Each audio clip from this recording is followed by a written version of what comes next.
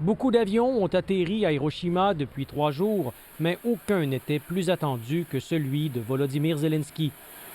Le président ukrainien amène son effort de persuasion au sommet du G7. Alors, c'est un grand jour pour le G7 et c'est un grand jour pour l'Ukraine.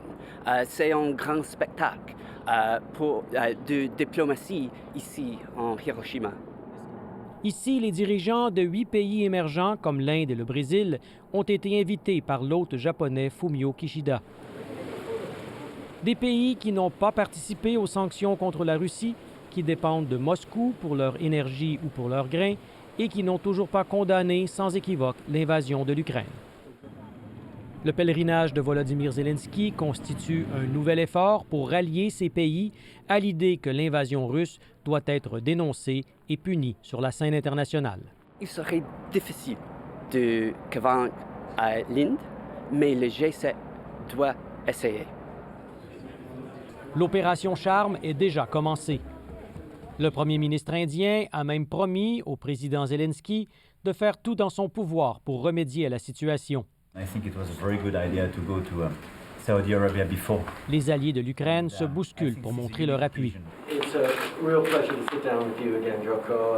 De son côté, Justin Trudeau a rencontré en tête-à-tête les dirigeants de l'Indonésie et du Vietnam. Mais il n'a pas abordé avec eux la question de l'invasion de l'Ukraine ni la visite du président Zelensky.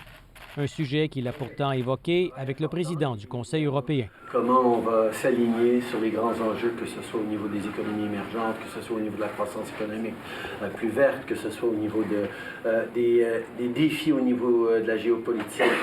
Très spontanément, nous sommes alignés parce que nous avons en réalité la même échelle de valeurs, nous partageons les mêmes principes. Le G7 a terminé ses travaux plus tôt que prévu afin de pouvoir consacrer toute la journée de dimanche à la guerre en Ukraine. D'ailleurs, Justin Trudeau doit avoir un tête-à-tête avec Volodymyr Zelensky en début de journée. Ici Christian Noël, Radio-Canada, à Hiroshima, au Japon.